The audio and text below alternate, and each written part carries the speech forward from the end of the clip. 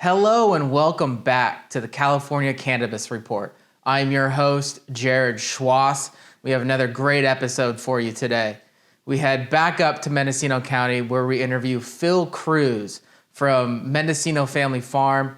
We talk about his OG strains that he's been cultivating for decades. We talk about his farm, what they've been struggling with. We talk about his growing process and all the other strains he's got growing up there. It's a great episode, a lot of good information. Hope you enjoy it. Hope you find some value in it. Come on, let's go see what's been growing up in the mountains. Let's go.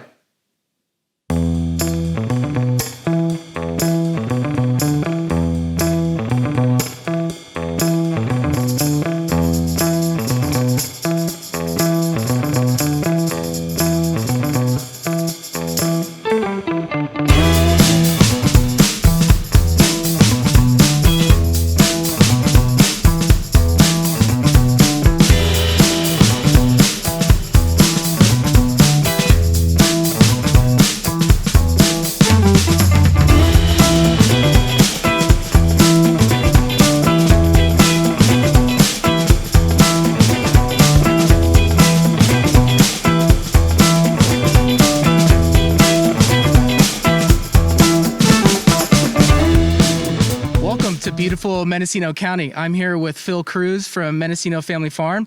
Phil, thank you for having me on your beautiful property. Oh, welcome to Fillets, we call it. Beautiful, thank you.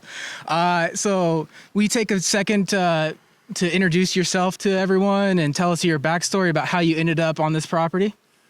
Yeah, my wife Sue and I, 21 years ago, came across this property through some friends and decided that it was perfect match for us, having two small kids. It was close to the road and close to the school, so we decided to come out of Tahoe where our roots are really deep. I've been there since I was in high school, and we decided to come up here and raise our kids sustainably off the grid. Is that what kind of the sustainable effort, was that kind of what drew you to Mendocino County? Well, what really drew me to Mendocino County was when I was a young guy, my mom married this man up in Hoopa, up in Humboldt, back in the 70s. And I would come up in the summers and spend the summers with her, and it just naturally just fell in love with the area. I was pretty much raised down in the city, so anytime getting out of the city up into the woods, it was just natural to me. So, yeah, we just fell in love with Humboldt County back then, and always had that in my heart, and I got in a little trouble with the law. So I went from Humboldt County back up to Tahoe, and always had Northern California in my heart. Awesome. And can you tell us about your early days and how'd you get into the cannabis industry? Yeah, okay. This one starts back when I was 15 years old. My sister married this surfer guy in Santa Cruz, and him and his two buddies were smugglers. So they, being, broken up family, I lived with my dad, so some of the weekends I would go up and spend with my sister and him, and he introduced me to Sensimilla. They were one of the first ones in Santa Cruz, if not the first ones, to actually bring Colombian gold seeds to California from Colombia and grow Sensimilla with it, and they called it Purple Haze. That's where the Purple Haze strain originated. So that was when I was 15, when I saw that, and just every day of him preaching to me how to live my life each day as it comes, and cannabis can really do this for you and help you have a good life. That was it for me. It just clicked. Awesome. And from 15, when did you first kind of start your own grow? Well, when I graduated from high school and we went to Tahoe, in 1981, my brother was living with my mom in southern Humboldt. She moved from Hoopa to southern Humboldt on a big cattle ranch. And he came to Tahoe and said, hey, I know where all the water is. Let's go up and do a grow. So in 1981, we went up and hiked down this creek and started growing marijuana there. Awesome. And what's really funny about that is as we were hiking down that hill every day, I would look across the Eel River Canyon and I could see Blocksburg. I didn't know it was Blocksburg, but I could see a community out there, and I always had that back in my mind.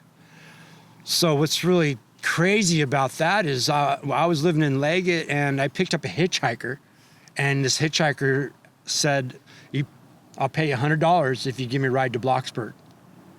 And I was like, let's go.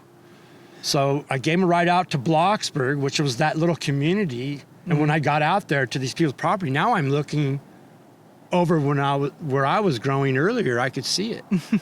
So yeah, he brought me in there to a clan of dreadlocks, and they brought me in as family from that day. Can you explain to what Blocksburg is real quick? Yeah, Blocksburg, California is located about 45 minutes east of Garberville on the Alder Point Road. It's a very small little town. We had a little gas station with a grocery store. Gotcha. And it was a really nice community before camp came. And walk us through that. That was the next question of if you ever had any experience with camp and you describe that and kind of talk about that. Yeah. Well, in 1981, I met these dreadlocks. In 1982, they sold me a piece of property. Like, bam, next thing I know, I'm up on a piece of property. They're giving me the Afghani seeds, and we're growing, and everything's good. Come September, we noticed some helicopters. We had no idea who they were, but they landed right next door to where we were working. Pretty much cleared half the neighborhood out. Left some flags on our gardens from the hill, threw rocks down, left flags, and then they never came back. We harvested that year. We were able to pull it. Oh, lucky. So, yeah, we were very lucky. Any other close calls or run-ins? Well, in 1983, worked out pretty good. They came back. They did take some of our gardens. But then we started getting clever to how, they're seeing it from the air. So we started next season, 1984, flying over our patches. And we had like portable patches. Everything was in 15-gallon bags. We could actually pick them up, take them somewhere else so you couldn't see them from the sky. As soon as we did that, like they didn't mark them from the sky before they came, Gotcha. They didn't get them. They like knew where they were going. They pinpointed the area and would get the people right out in the sun, and we pulled that off. But 1984, the whole subdivision, Larrabee Creek subdivision, was pretty much emptied out other than our garden. Congratulations. You got lucky again. Well, lucky or smart. It was okay, but, all the neighbors was kind of, why? Yeah. Why you? Bring a lot of questions. It did cause a lot of problems with the neighborhood. And so into 1985, I decided that somebody was going to get hurt, probably me. So we decided to pick our bags up and head back up to Tahoe. Gotcha. And then you bought this property, moved up in Mendocino in the 90s? Yeah, 1999 we moved here. Gotcha. So from Tahoe, were you growing in Tahoe, or did you have any involvement? No, I was growing down in Calaveras County. As soon as I left Humboldt, we started an indoor in Calaveras County. Yeah, great idea. Within 2 years, I ended up in jail for that indoor. Oh, man. So I got out of jail. I spent 6 months in jail, and I was on probation for 5 years. So during that probation period, I decided it was probably a good idea not to cannabis farming, do any cannabis farming. Probably wise. Spend multiple years in prison. Yeah. So you came up here, bought this property in 99. Did you start, and then did you continue growing, or did you? Well, when we got here in 99, having the education I had in cannabis farming, I knew it wouldn't be a good idea to come in here and throw a grow in. So we just came in, we sold our real estate in Tahoe and started just building our house and raising our kids. And every year we did grow enough for us. but we didn't get back into commercial farming until we had our medical marijuana card, and that you could allow to grow 25 plants. So yeah, under And then under we 215. Then we started back up with that kind of thing. Perfect. And so the next question is kind of what you alluded to a little bit, but what pushed you into the regulated market? Why go into that market rather than continue to do it, unregulated? Well, for one, for all those years and raising my kids here, it was really kind of sad to have to tell them to keep their mouth quiet, what we were doing. That was the biggest part for me. It was like my kids were having to do the hush thing when they went into town, like everybody's kids here was all hush hush. And for me, it's like to not have to look over my back and go into jail once for it. I thought the second time would probably be a little more severe. And, I wanted to become a good, better citizen for our community. I pay taxes on my other companies that I had here. We had a backhoe company and a milling lumber company. And, we always paid taxes. And I wanted to pay taxes on that crop, too. I thought it was time to do my part. Yeah. Yeah. And we'll jump back into the taxes a little bit later. But to kind of go through this timeline. So how was getting into, you're growing under 215, which is not lightly regulated, if any. And then, what was the transition into the newly regulated market? Was that, I know there's a lot of bumps for everyone. How was that process for you? Well, I felt like I had an up edge on most of the farmers my age because I did get into construction up in Tahoe. My whole career when I lived there was in construction, so I dealt with red tape. You dealt with permitting? Yeah, permitting and stuff. So I took this on myself without any outside consulting, and I found that it was very frustrating and very hard. But if you have a passion for something that you want to get done, I don't care what it is, you make it through. And so, yeah, we've made it all the way through on our own, the whole process. We're sitting right now, the county, I don't know what the percentage of farmers that don't have their county permits stuck out of the portal, but we're through the portal. We have our CEQA going through, which if they would finish it, the state is ready for it. So for me, it wasn't that bad. Yeah. Sometimes it does get frustrating. It's like, why? But as my daughter would tell me, is like, this is a new industry. You have to expect things to be a little bit more strict because the earth, if we keep on regulating things with allowing polluting, then, where are we going to be in 20 years with cannabis? So as she explained it to me, it's like, we have to start somewhere, so. And and everyone's learning, including the state, on how to deal with this new industry on a regulated sense. And then I like it that you have that perspective from the construction side, because you with construction you're dealing with licensing and permitting. So can you compare, if you can, the two of getting a permit for a construction site, let's say you're building a new house or something, compared to getting a permit for a licensed grow? Is there similarities? Is there more hoops that you have to jump through for a cannabis grow? Can you compare those two? There's a few more hoops, but for the most part, like in our county here in Mendocino, the building department is our cannabis department. So that right there tells you that there's a lot of similarities. In building, you got to get your septic system set up. Same with the, cannabis. They want to make sure your septic system's permitted, When you're building a house, they want to know where the water's coming from. Same thing, the cannabis thing. Yeah. So basically, I would say they're very similar, but the cannabis, we have to go through, in Mendocino County here, a lot more of environmental impact reports and not what. And where, when you're building a resident house, you don't really need to deal with those. Yeah. Yeah, so the environmental impact issues is the main. Yeah, and I would say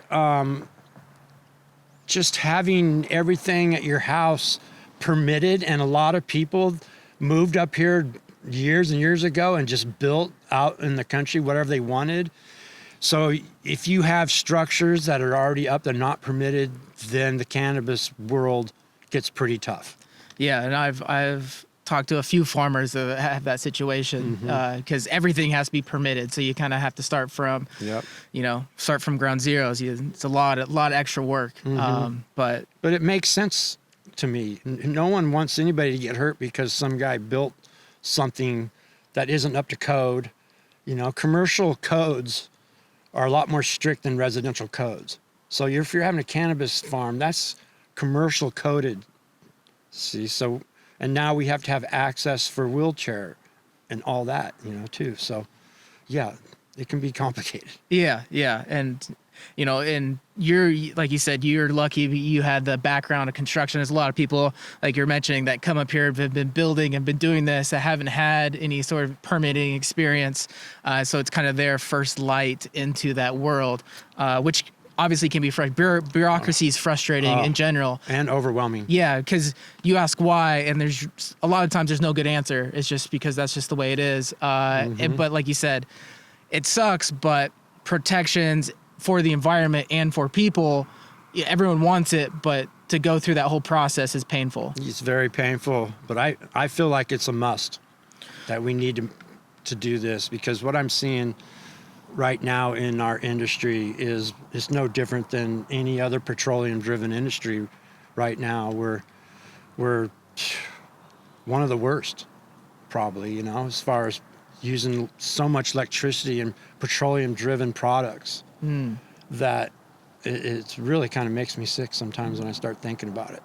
Yeah, so like you mentioned, are you referring to kind of the large commercial grows, or? Yes, and the large commercial grows, and just how much electricity they're using to grow something that can grow in Mother Nature and be way, way better product. Yeah.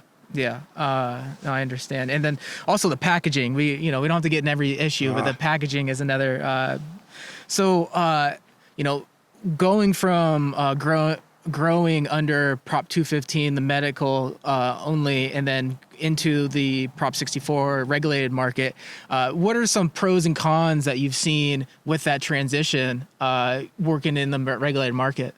Well, the 215, we didn't have a track and trace. The track and trace is another one of those things where it's, probably a good idea to track it somehow, where the 215, you didn't have that. So, you were able to have more of an open market than we have right now. It's such a closed market, and nobody is even paying attention to the sun grown. It is now, to where the 215, that's pretty much all there was, so there was no competition back then. Now we have so much more competition that we'll be lucky to even take care of the crop that we picked this year. Yeah. And are you finding it difficult to get into retailers? And if you are, do you think that is due to straight competition, or do you think it's the restriction on the number of retailers that are available? Do you think that's plays in it part is it as well? Yeah, I think that there's not enough retail, for sure. And the people that are buying aren't really educated on what they're buying. There's a lot of different factors that come in with that. Yeah. One con that I've heard about the regulated market is about how cannabis culture as a whole is kind of taking a hit. And so I kind of want to give you time to address, what is cannabis culture to you? Do you think it's been taking a hit with the regulated market? And what do you see it moving forward? Well, it's definitely taken a hit. the cannabis culture that I, grew up with in Humboldt County was a tight community. And, there wasn't a whole bunch of different strains. So basically we all were growing either Afghani or Paki. So we were able all to work together. And when we worked together, we got to know each other, and we helped each other with our farms, because, no one really knew one person that we could go to and say, this is how you do it, So, yeah, to me, a cannabis culture that is a tight net of people that really care about the climate and the wildlife and the water they use. That's what, good cannabis culture is, a community that cares about food as well as cannabis, local food. Other than that, it's been lost for so long. I'm don't really know what to say. Yeah. About that. It has been lost. The whole thing has changed. A lot of people are using legacy for a marketing, and that, to me, it's like, if you weren't running from helicopters, then you aren't a legacy farmer. If you came up here back in the late 90s and started putting up huge greenhouses, that's not a legacy farmer. Legacy farmers came up here in the 70s and the 80s and started working with the community, growing local foods, local education programs. The Mattil Community Center was a big thing back in the 80s, where they brought people together, and it was good. We had a program called Citizens Observation Group, where when the helicopters did come, we all, as a community, would go to that farm and make sure that they weren't breaking any laws.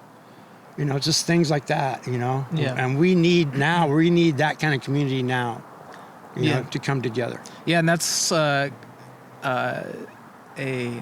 that's what I continue to hear, is the same kind of the community that shaped the culture back in the day is faded, and it's really hard. And with the commercialization doesn't help bring the community. But I agree with you. I think there is a need, and not just cannabis. I think it just in general, there's a need to get back into the community-driven efforts for everything. Yeah, that's how we've been believing for 20 years being here. We've been, off the grid, run on solar and hydro. And that's what I believe is, like, we as Mendocino County can come together and be sustainable for everything we need. We don't need outside PG&E. We could all have solar energy here, where we wouldn't have those forest fires. We don't need bunch of outside different foods. We raise cattle here. People like beef. You can raise just about everything in this county. So if you can have a community that is supported within a 100-mile radius of everything, then it would be a lot happier and healthier community, and way more educated community. Us living off the grid, my two daughters, they're both college educated. The first college educated Cruzes in our history of our family. And their background, where's it come from? Being out in the woods, learning every tree, every bug, every living creature there is. I think that's more of a community than having people go work outside of the community, buy food outside of the community that's not good for the community. So that's what I've been striving for, a life like that. We grow just about all our food here. Awesome. We grow lots of herbs, different herbs, and my daughters can pick any wild plant that's known out here for medical uses. They know them all. Awesome. So this whole cannabis thing has been nothing but a blessing for our family, you know. Awesome. And so, yeah, you moved from Tahoe back up to Mendocino County. And so why do you think in Mendocino County and Humboldt County are known to be great places to grow cannabis? Why did you choose Mendocino County other than just this great property? And why do you think that this area is so, produces such good cannabis? Well, for one, you know, scientifically, the seed that came from Pakistan and Afghanistan that we first started growing were from the same longitudes. So the first founding people that came up to grow, they knew that. So they traveled to Pakistan to get that. So when they brought that here and we started growing cannabis here and we started seeing cannabis from other parts of the state, we started realizing that this coastal influence with the cold nights in the fall and the warm days were perfect for most of these indica strains that were first here. Gotcha. And then, so you bought the property, and now you started Mendocino Family Farms. Can you Mendocino Family Farm? Can you go into the name? Obviously, it's clear it's a family farm, but kind of go into the name and the history of the farm. Yeah, well, the name just kind of came to us naturally because there was 4 of us sitting around a table, my wife and my 2 daughters, going, "What are we going to name this?" And we started going around, and you know, all these different things came up that didn't sound right. And I'm filling out the paperwork to the state to get my license, and you have to have a legal name. And so we just got, you know, I was like, you know what? We're in Mendocino. We're this family. I know it's, you know, pretty average, everyone's going to go, "Oh, you picked the easiest one." But that tells it all what it is. I mean, we're here in Mendocino. There's 4 of us that are doing this farm, and we're definitely a really tight family. So I just wanted to let people know that their cannabis is coming from for one, legacy farmers, my wife and I, and a tight family. So it came pretty natural. Yeah. Yeah. So it sounds like it's grown with care. Yeah. Like cannabis to me has been a passion my whole life.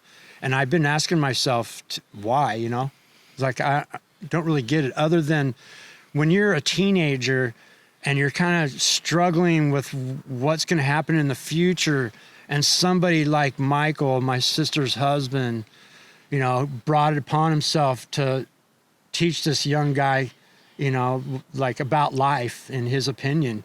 And from that day that he broke out this flower box with these dry flower buds they weren't purple, they were blue. It was the most beautiful thing, and it smelled like licorice.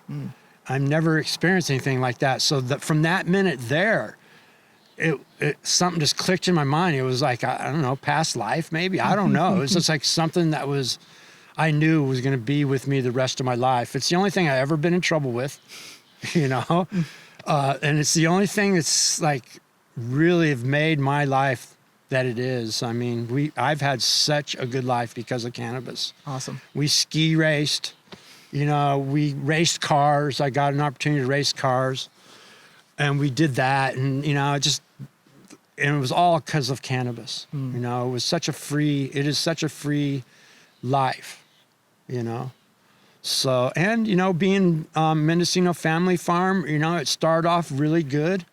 We were immediately making a profit. We were selling all of it on the regulated market. I was really feeling good, the last 2 years. And now everybody knows what happens now. But I still have a lot of hope for the future. It's just now people like me, and it's hard. I'm 64. It's like starting a new business. It's like now you're a real business person. You're a salesman. You're a consultant, this is like the real game. Yeah. That's the big difference between regulated market and unregulated. Gotcha. Yeah. Yeah, you got a lot more competition, and then like you said, it's a real business, and so people aren't really coming to you, looking for it. Mm-mm. You got to go to them and sell it. Yeah, but it's like something before we, up in Bloxburg, we were like always the first farm that would sell out. We always grew because the dreadlock guys really taught me to do it the right way, sustainably, organically, and whatnot. But, from my first year in the cannabis market was really simple. I mean, we had good herb and it was gone. Now it's like I have to get up every morning, spend at least 2 hours calling. I make it a point. I called 10 dispensaries every day. And I've been calling for the last 3 weeks. Well, since Christmas was over, the new year, I've been making those phone calls every day, 5 days a week. And it's a no. And out of 30 no's, you get one maybe. And then out of, the rest of them, the rest of the week, you might get one that says, okay, let's bring it in. But as of today, it's been mainly a white label market for us. We're just starting to brand this year. And so now that's all whole new ball game. Yeah. Which, like I said, at my age, I just wanted to sell the pounds on white label, legal market. And now we're having to really go to the retail. If we want to, survive this year, we have to go to retail. You have to do your own branding. Yep. And so that's so let's get into the important stuff. Okay. Tell it how did last year's harvest go? What kind of strains are you growing? What are the differences? What do they smell like? What do they taste like? What do they feel like? Let's get into the good stuff. All right. Well, we did basically 4 strains. We did this Lemonhead OG, which is, I have a lot of passion for that strain. And we did this GMO strain, which is really, really dank, but has a really unique characteristic the way it grows. How so? Can you? Reading all about it sounded really good. And way the market was going. See, normally we would grow our own seed, our own strains. But with the last 2 years, 3 years, the market's getting pickier and pickier about consistency and names of strains. So we were, trying to be competitive and, pick up some of these well-known strains. Well, this Lemonhead did really well for us last year. It's a real gassy strain. It's crossed with the Chem 4 and a Legend OG or a Tahoe OG. So it's really gassy, super strong. It's lights out type of strain, which for somebody that is in a lot of pain or can't sleep very well, or maybe a veteran coming back from the war, I think it'd be perfect strain for them. The GMO was lined up to be a fresh frozen crop. Mm-hmm. And the week that we were ready to pick, our contractor that was coming had issues with the freezer truck. And with all the weather we had coming and stuff, we had to go ahead and cut it. Yeah. So now we're sitting on that as dry as well. And it's a really nice smoke too. It goes up in the high 20s in the THC. It has kind of a cookie aftertaste. It feels like it is as strong. I mean, the Lemonhead tested almost 32% THC. Awesome. And that one tested like 28, and I can't really, there's a little difference, but the GMO seems to give you a little more light, wake you up more.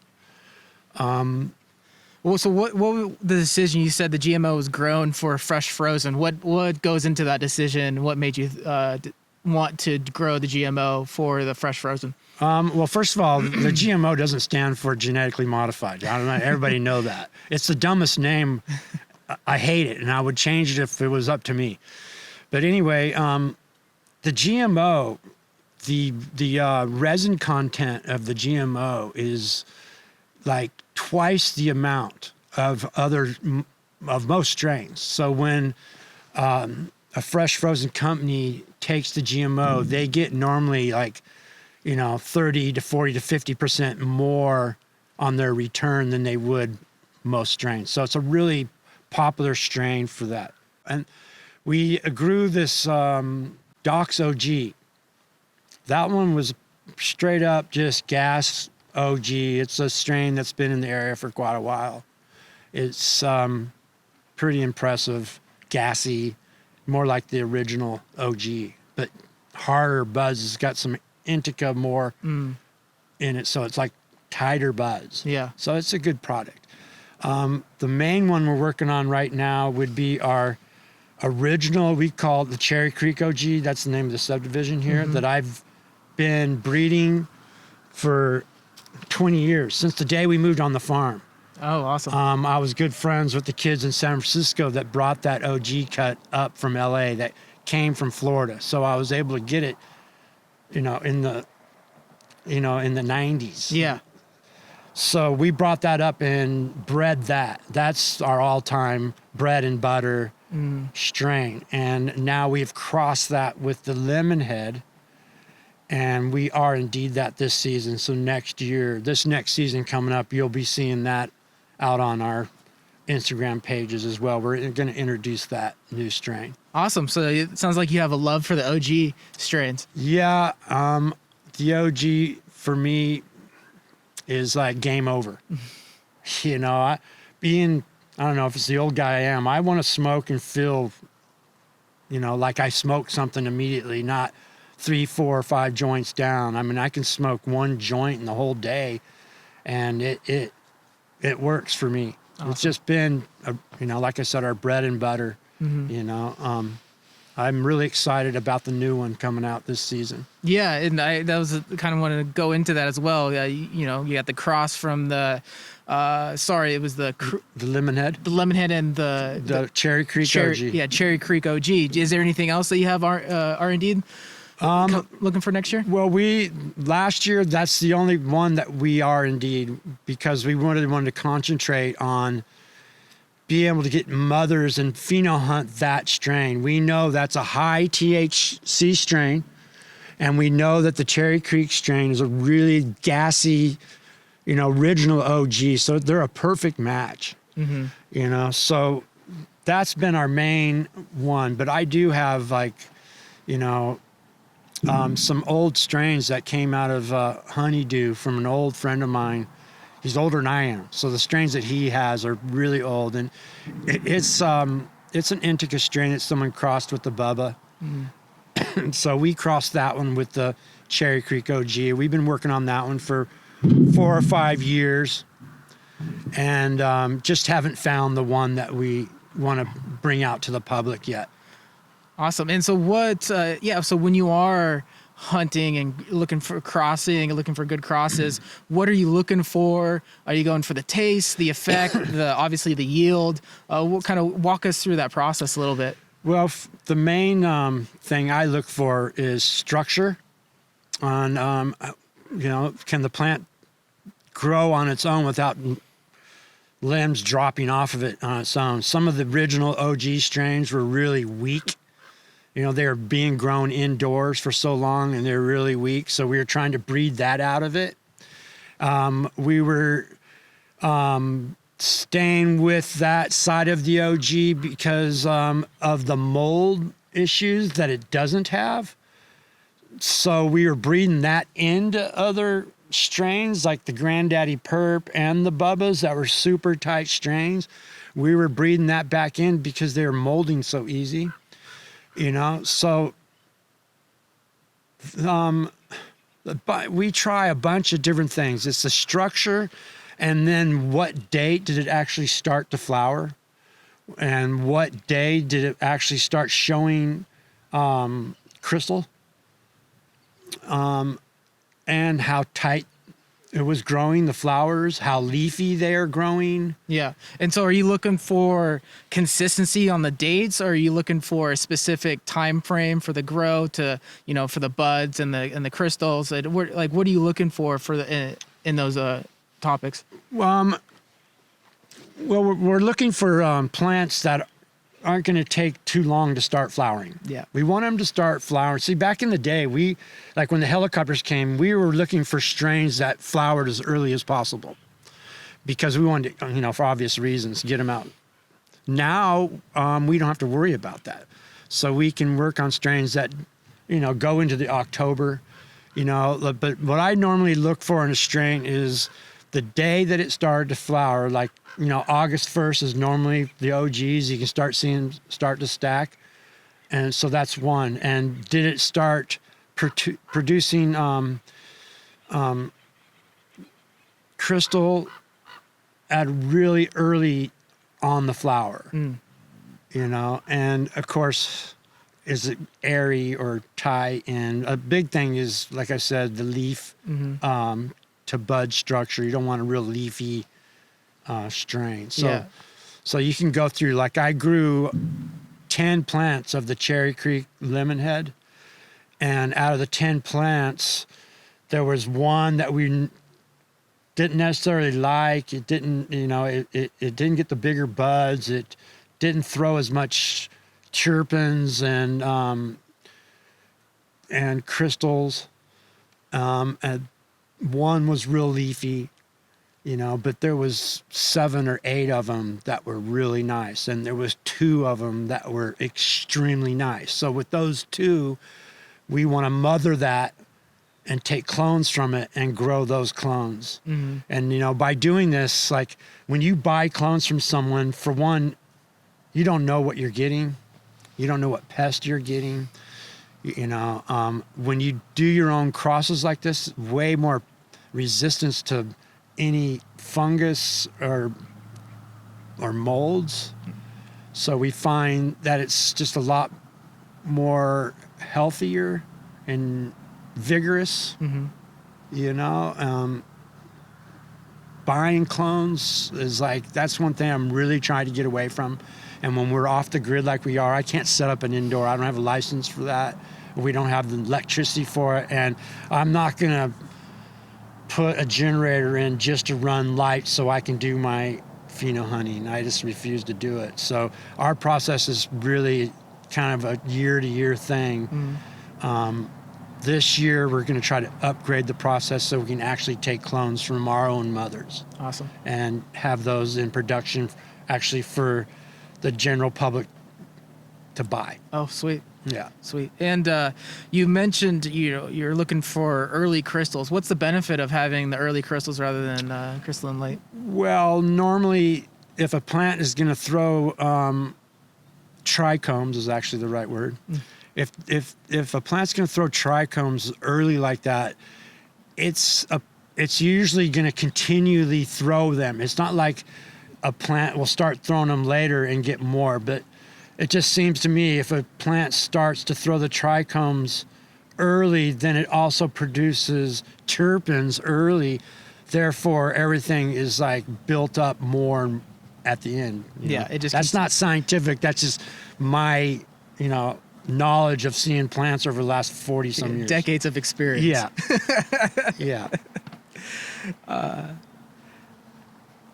And so, can you kind of, walk us through the growing process? Right now we're, post-harvest. So kind of walk us through starting from now, kind of all the way to harvest, kind of that process, and then after that, what your day to day is at this current moment.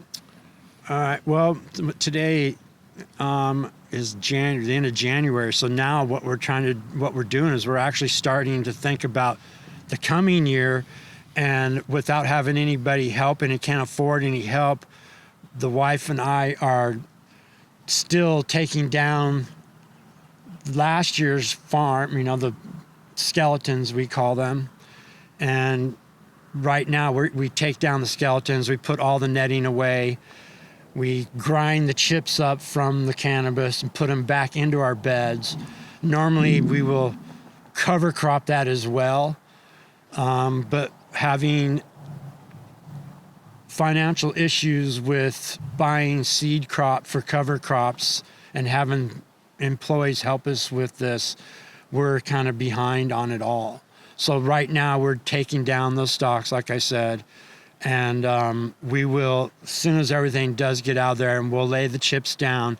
Our next procedure will be putting fresh wood chips in between our rows, not actually on our beds because we're putting the cannabis chips on our beds, but with all the chipping that they're doing down around these days, they're really available, easy available. So we're putting wood chips in between our rows.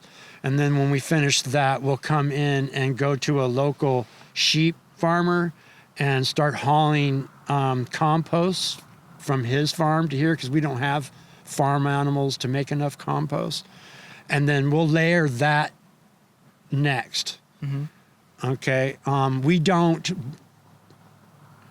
rototill our gardens. We do layers. Mm-hmm. We don't want to disturb the biology. As soon as you even dig a hole in your beds, that biology is disturbed, and it's like they have to start over again. You know, so we just do layers. I call it the lazy farmer method. And it's, you know, it's one of those methods where when you do less and it's better. Mm. And since we, you know, got rid of our rototillers, and my daughter coming back from college from sustainable farming, she's been teaching me that layering is the best way to do your live beds. Mm-hmm. So we'll put that compost down next, and then on top of that, we'll do a layer of biochar, and then we'll let that sit for the rest of the winter. While that's sitting, we start doing our R&D seeds, starting getting them out. This year, we're going to get into a way bigger R&D mode because buying clones is probably not going to be on our list this year. One, we're not going to be able to afford it. And two, it's kind of an omen. It's time for me to, you know, get my breeds back out there, you know? Mm-hmm. So I feel like this is meant to happen. Yeah. You know, so we're going to get those seeds going on the first quarter of the February moon. Mm-hmm. We do everything from moon phases when we start seeds. We'll get those going, and when they get up to, you know, old enough they can get out of the greenhouse in April, May, they start getting a little bigger. Hopefully they're sexed. We'll get through the sexing. We'll start planting like May 1st or to June 1st. Mm-hmm. Normally, I think this year we'll probably wait until June, at least June 1st, maybe a little later, because the plants are getting too big. And we're finding with the market that we have, like most of that inside smaller stuff is like a waste of labor. Mm-hmm. If you have to get up on a ladder, too, also is kind of a waste. So we're trying to get this crop to be not so tall. Gotcha. You know, so, you know, we'll plant a little later, you know, and see how it goes. Yeah, and also I've heard that, you know, sometimes the tall, bigger plants they have mold issues. Have you seen any of that? Is that kind of a concern, or? Well, they can, you know, the big plants can have more mold issues if you don't clear them out. Mm-hmm. You know, our plants were like 12 to 14 foot tall. And we had them cleared out from the ground 8 feet up. Mm. You know, it's just a waste to grow a plant and have to, you know, take that much. Why not have it down and there's less waste? So yeah, you're probably right. You know, you can manage smaller plants, not to mention you can see the molds a lot easier if they're smaller. But yeah, I think more air is flowing through the smaller ones as well. So, gotcha. Yeah, that probably makes sense to me. And have you always grown this method, or was there like a learning process? Like, you know, when you're growing in the 80s, were you tilling? And, you know, when did you start doing you mentioned your daughter was kind of, you know, provided some insight. So yeah, what was the learning process like for you from the early days when you started growing to now? Yeah, well, in the early days... that's right, sorry, grow packs. Yeah, in the early days, the first year up there, The Dreadlock clan, they had rototillers, and they were rototilling like 4-foot wide beds, and so that's what we did.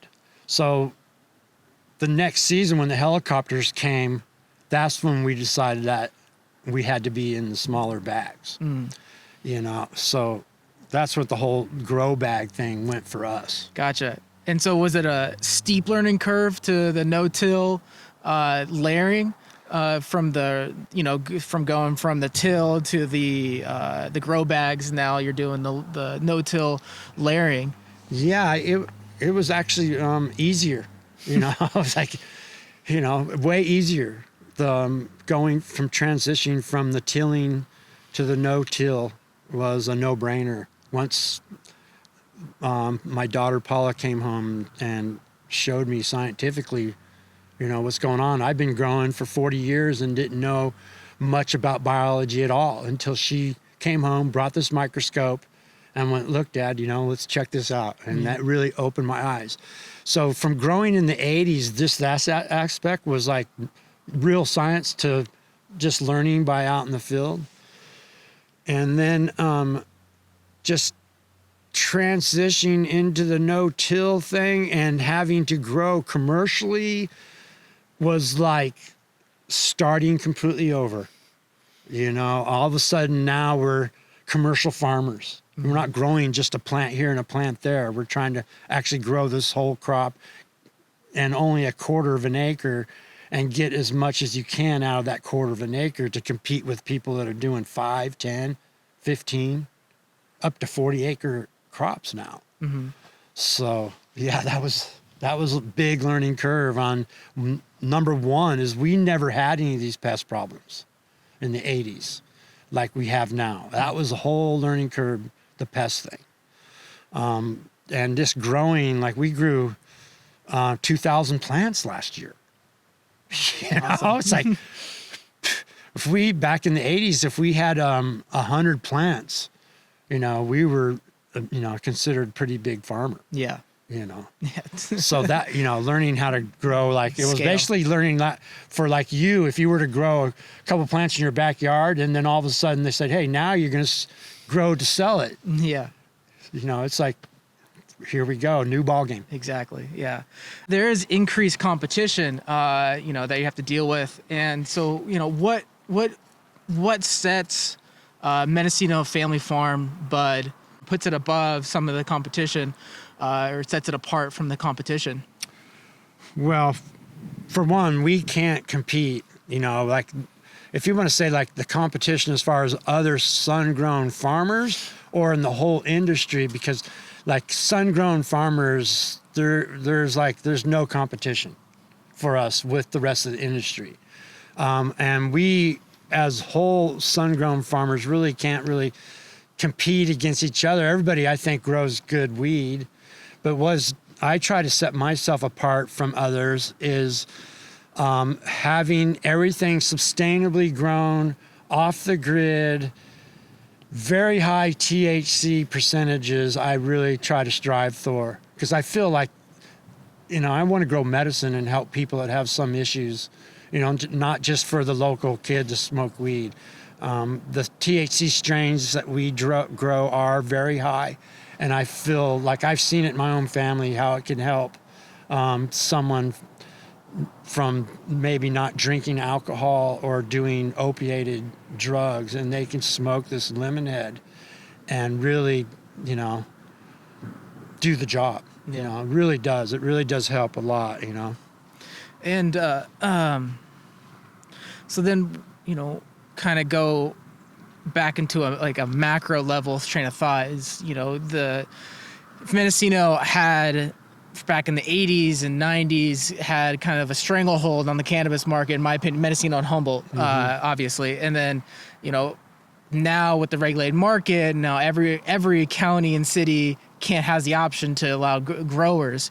So where do you think Mendocino's kind of hasn't met expectations, in my opinion? So where do you think, what do you think the future for Mendocino cannabis farmers is, and Mendocino cannabis in general?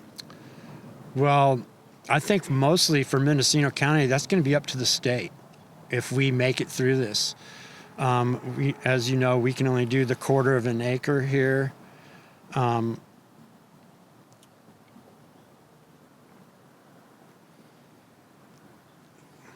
was I going to say? What was the question again? Sorry. So the future of Mendocino cannabis. Oh, okay. Yeah. I have a lot to say. So Mendocino County, check it out. So, and Humboldt County. This area is the best area for the unregulated market. It's not the best area for the regulated market. You look around, there's a lot of trees and hills to hide and hard to get to and find people, and no flat ground. Where in the other counties, they have big flat areas and free to do larger scale. So I'm really worried about Mendocino County being able to survive this market right now. But until people are more educated in the sun-grown and the strains that we personally produce up here, like we will survive up here if Mendocino farmers start getting on the ball of doing only exclusive strains that aren't available outside of, here. Like I have some strain breeds I have here that nobody has, right? Because I made that. There might be crosses and stuff, but that particular strain is now inclusive. So if we can get farms to be inclusive strain instead of everybody growing this ice cream cakes and the GMOs that like I'm doing here and, that everybody else is doing, we're not going to survive. Yeah. It's just not going to happen. And, I think people like me that do get out there, like we're going to get out on the road here in the next couple of months and really try to educate people and see if it can make a difference. I mean, I feel like, what do we got to lose, right? And yeah. I enjoyed meeting people, like it was fun at the Harvest Ball, getting out there and I felt like everybody was family. Yeah. We all had the same kind of interests. So I kind of feel like I can draw people and introduce them to, my farm, my family, because I think that's what really sells is the background, the herb, and then having a good, strong joint to smoke, Mm-hmm. I think that's how we'll survive, but we won't be able to do this individually. We're not going to be able to, we can't afford to market your farm individually, but maybe we can get 30 of us together like we have going right now, Mendocino Producers Guild. Mm-hmm. We put this together and we're going to try to survive that way with these farmers markets starting April 23rd in Laytonville, where we're going to be able to sell directly to the consumer from the farmers. So, man, I invite anybody that wants to come out and really check out, what's really going on in the sun-grown, those dates. What are the dates again? The first one's April 23rd. Mm-hmm. I'm not sure, but there's one in May, June, and July as well. Okay. And we'll be putting that on my Instagram page. Perfect. And continuously. That's in Laytonville? Yeah, it's in Laytonville, Okay. right next, pretty much really close to the rodeo grounds. Gotcha. And do you think that the further development and implementation of the Appalachia program is going to benefit this area, benefit small farmers like yourself? I believe so. Yeah. I believe we need all these grassroots projects to get involved. I'm involved with another one, Sun and Earth, certification program. They're doing the same type of thing. You may become a member, a Sun and Earth member. That means you're a sustainable farmer. They come and check for organic and the soil's good and everything. And they're going to have all these programs to where they actually have incentive programs for dispensaries so they can showcase the sun-grown, because the sun-grown is getting no shelf space. So these grassroots organizations that are coming up here and doing this, it's going to make a big difference. I see the difference already just with our little Mendocino Producers Guild. It's really going to blow up. Awesome. We're really putting out 110% on letting the people know that the sun grown is the way to go. Yeah. And like you said, cannabis started with the community as the culture. And so you kind of got to return to those roots to continue and grow as if you want to continue that original culture going. Exactly. And so you mentioned that you are kind of expanding into a little bit of maybe a nursery style up here. Is there any other future plans for Mendocino Family Farm? Our plans, my wife and our plans is in 2 years, retire. My daughter will be graduating from UC Santa Cruz with 3 or 4 different degrees. And the plan is that she's going to come up and take the business to the next phase, which would be 100% sustainably grown cannabis and other vegetables and fruits. My wife and I are like at a point to where we would like to step aside at some point. We're getting kind of old for this, and like she's been with me from day one. We've done everything together, in this business. So yeah, we're hoping we can bring it down to the next family member to take it. Awesome. And can you tell the people where they could find your buds?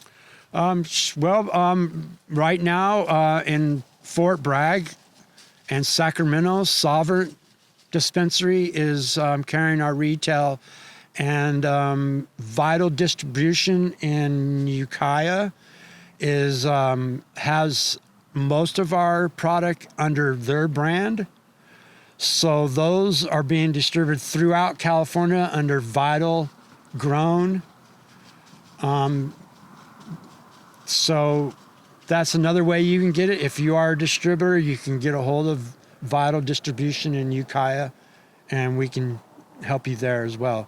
And Redwood Roots in Humboldt County is also carrying our products. Awesome. Go check them out. Before we go, is there anything else that we haven't talked about that you want to talk about, you want to address? Feel free. Well, maybe just sitting here thinking about it, I would try to get out there to many other farmers that are in the same situation as I am. And, don't wake up in the morning thinking that this is a negative program that the state is putting on us right now. I want you to start waking up and what you're going to do to change that program. What can I do? There's, one phone call a day. Mike McGuire, call him. Call your senator, call your governor, tell them that we need help now. Because I tell you what, most farms are not going to survive if this year, by the end of next year, ends up being the same market we are right now. We're going to be done, so get up in the morning, think positive about what this is going to do for us. We have all these illegal grows across here. One particular really big one up there, I see that they're not going to be able to operate after what the market, I don't care if the cops come to them or not, with the prices of the product. Things are going to drop. People are going to leave that need to leave this business. If you have the passion, like I had the passion in 1984 and they came and took every plant, it didn't stop me. I went and did it somewhere else. Went to jail. When I got out of jail off probation, came back, pushed it. So we could get it legalized. And I was just one guy. And if I can do that, what I accomplished, just think if we had every farmer that's trying to get legalized try to do something for this industry that's positive instead of getting up in the morning and moan about the $200 a pound prices, which is, I can't even believe someone would sell a pound for $200 when it costs you half that to get it manicured. Yeah. So Yeah, just get up in the morning, feel positive, and look out your windows and see what you really have, because just living here without the cannabis is a great life. So we have nothing to complain about. Yeah. Yeah, the community is the sum of its parts. So if everyone, wakes up and does a little something, then that's going to be a big sum. Yep. And I see it starting, since I haven't been the big activist, since I moved back here, getting involved, as much as I could. But I tell you, it's opened my eyes seeing the people that are doing it. It gives me the incentive to like get on their back and let's go. Yeah. Let's get it done. Yeah. Well, there's been movement, especially in the last, couple months. There's been a lot of people doing a lot of hard work for the community. And, it's very much appreciated from all the farmers I've talked to. And Phil, thank you so much for your time. Thank you for inviting me to your beautiful property. And thanks for the chat. And more power to you. And hope you can continue throughout the years. Well, thank you very much. I appreciate it. Thank you.